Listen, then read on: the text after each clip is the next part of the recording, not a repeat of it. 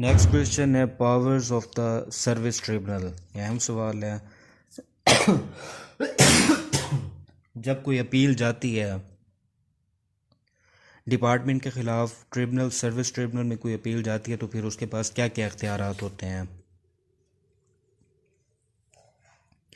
Service tribunal की definition लिखेंगे relevant provision में service tribunal act 1974, civil service tribunal act 1973, इन दोनों का हवाला देंगे। Filing of appeal against the final order of the departmental authority. आपने अपने डिपार्टमेंट से जितनी जंग लड़नी थी लड़ ली, उसके बाद अब आप आ गए किधर, ट्रिब्यूनल में आ गए, फाइनल ऑर्डर वहाँ जमा करवाएंगे।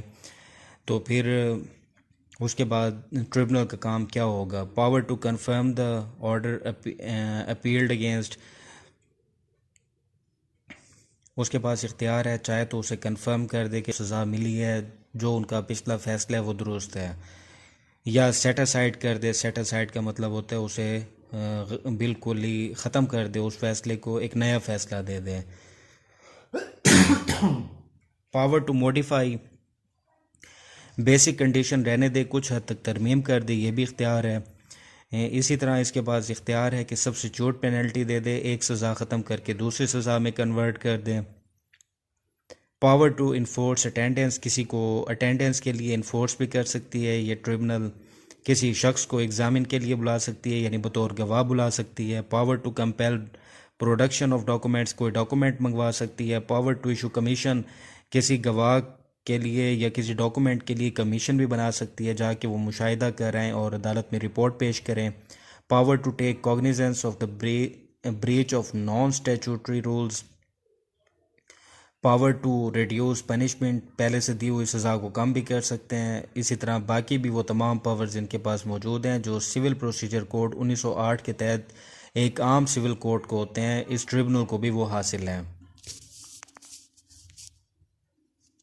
सर्विस ट्रिब्यूनल के फैसले को हाई कोर्ट में चैलेंज नहीं किया जा सकता, ये बाइंडिंग होता है, फाइनल होता है ये फैसला।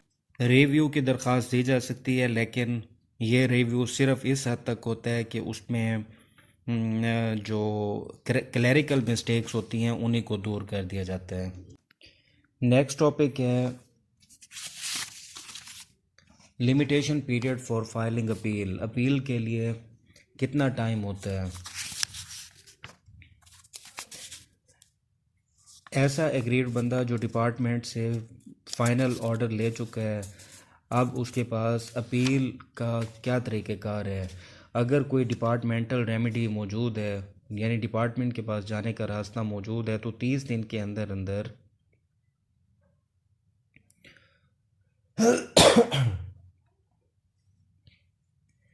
30 दिन के अंदर अंदर वो अपील कर देगा कि डिपार्टमेंट के पास रेमेडी मौजूद है। वो 30 दिन के अंदर अंदर ट्रिब्यूनल से रेमेडी सीख करेगा। और अगर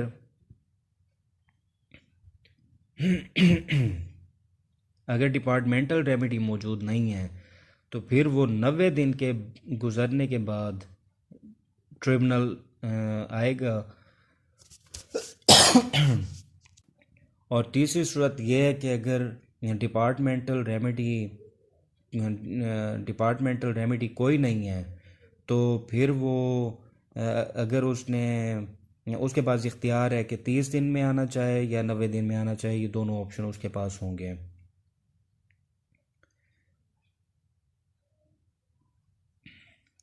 अगर वो डिले करता है तो उसके एप्लीकेशन को नहीं लिया जाएगा, उसकी अपील को ट्रीट नहीं किया जाएगा। हाँ, सेक्शन 5 ऑफ लिमिटेशन एक्ट के मुताबिक उसको रियायत दी जा सकती है, लेकिन each day is to be explained, उसे हर ताख़ीर वाला दिन एक्सप्लेन करना होगा अदालत के सामने।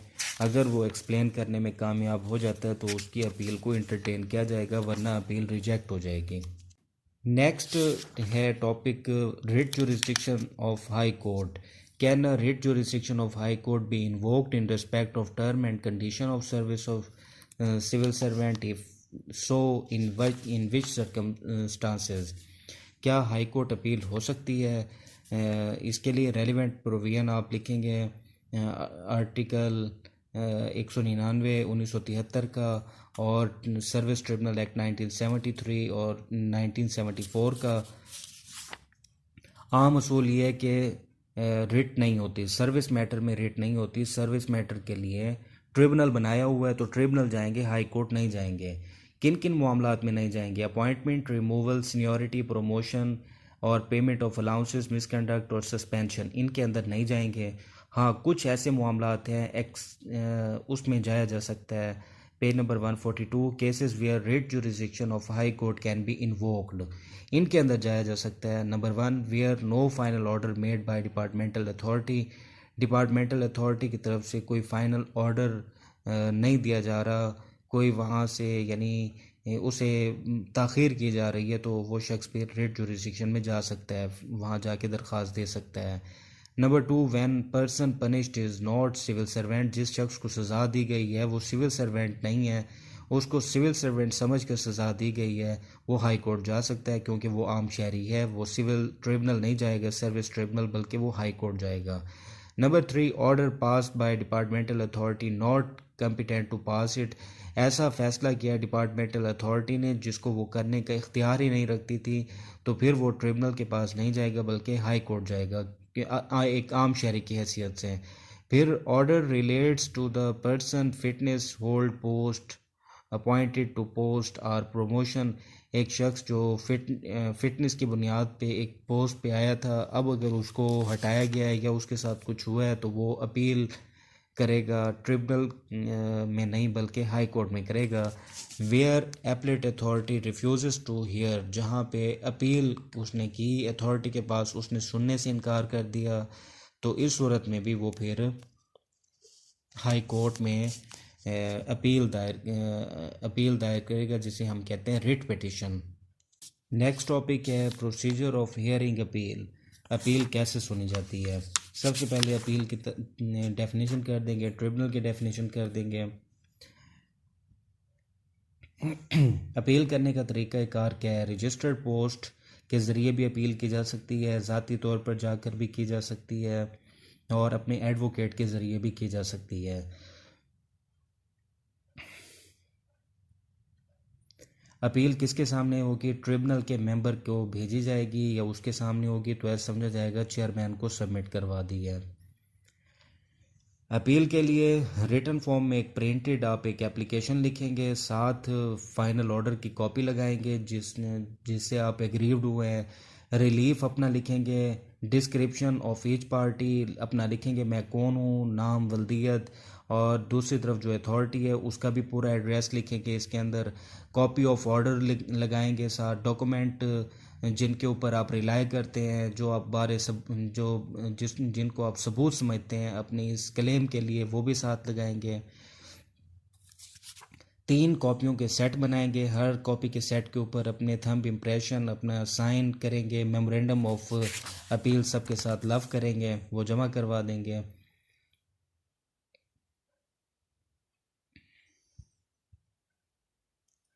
इसके अंदर रिस्पोंडेंट का भी जिक्र हो कि किन के ख़िलाफ़ है, वो भी लिखा हुआ हो। पिटीशन के साथ एक एफिडेविट लगाएंगे, यानी स्टाम्प पेपर लगाएंगे कि आप झूठ नहीं बोल रहे, जो कुछ बयान कर रहे हैं वो हकायक पर मबनी है। कोर्ट फीस लगाएंगे, कोर्ट फीस साथ लव करेंगे। फिर आगे procedure followed by tribunal while hearing the appeal, फिर आगे ट्रिब्यूनल अब क्या करेगा, वो स्क्रूटनी करेगा, अपील को चेक करेगा। उसको चेक करने के बाद देखेगा कि ये जो उसकी प्रोविजंस हैं रूल 6 के तहत ये तमाम शराइत पे पूरा उतरता है। अगर पूरा उतरता है तो रजिस्टर में दर्ज कर लिया जाएगा, फिर एक डेट मुकर्रर कर दी जाएगी, पार्टीज़ को सुन लिया जाएगा। अगर वो ऑर्डर 6 को कंप्लाई नहीं करती होगी अपील, यानी चीज़ें पूरी नहीं होगी, तो मेमोरेंडम वापस कर दिया जाएगा। मेमोरेंडम से मुराद यहाँ अपील है, अपील वापस कर दी जाएगी और कहा जाएगा कि 14 दिन के अंदर अंदर इसमें तरमीम करके दोबारा जमा करवाएं, जो ख़राबी है वो दूर करें, इसमें कोर्ट फीस नहीं लगी हुई, या जो आप चाहते हैं आपने क्लेम रिलीफ क्लेम नहीं लिखा हुआ, या आपने अपना एड्रेस या जो चीज़ें वो इसमें मुकम्मल नहीं है, अगर वो 14 दिन के अंदर अंदर जमा नहीं करवाता तो इसका मतलब होगा अपील डिसमिस हो जाएगी। फिर अगर ऑर्डर 6 की कंप्लायंस हो जाती है, ख़राबी थी दूर हो जाती है या शुरू से सही थी, तो फिर उसको अपील के लिए उसको सिलेक्ट कर लिया जाता है और फिर दूसरी पार्टी को नोटिस देने के लिए एप्लीकेंट को कहा जाता है, अपीलांट को कहा जाता है। एप्लीकेंट होते हैं जो पहली दरख्वास्त देता है, जो अपील करने गए होते हैं वो अपीलांट कहलाता है। अपीलांट को कहा जाता है कि वो पैसे जमा करवाए ताकि दूसरी पार्टी को नोटिस दिए जाएं। नोटिस के पैसे अपीलांट जमा करवाएगा, फिर रेस्पोंडेंट को बुलाया जाएगा। अगर वो पैसे जमा नहीं करवाता तो फिर इसका केस ख़त्म हो जाएगा, अपील ख़त्म हो जाएगी। अगर पैसे जमा करा देता है तो दूसरी पार्टी को बुला लिया जाएगा, उसकी ऑब्जेक्शन सुनी जाएंगी, उसके एतराज़ात सुने जाएंगे। अगर वो दूसरी पार्टी नहीं आती तो इसकी फ़ेवर में कर दिया जाएगा। अगर यही दरख्वास्त देने के बाद डेट पर नहीं आता तो इसका केस डिसमिस कर दिया जाएगा। अगर दोनों पार्टीज़ की बातें सुन ली जाती हैं, मैटर क्लियर हो जाता है, तो फिर उसको डिटर्मिन कर लेता है ट्रिब्यूनल, और डिटर्मिन करने के बाद एक फ़ाइनल डिसीजन कर देता है। और फाइनल डिसीजन करने के बाद उसकी एक कॉपी एप्लीकेंट को अपीलांट को दे दी जाती है और यहाँ पे आके केस ख़त्म हो जाता है।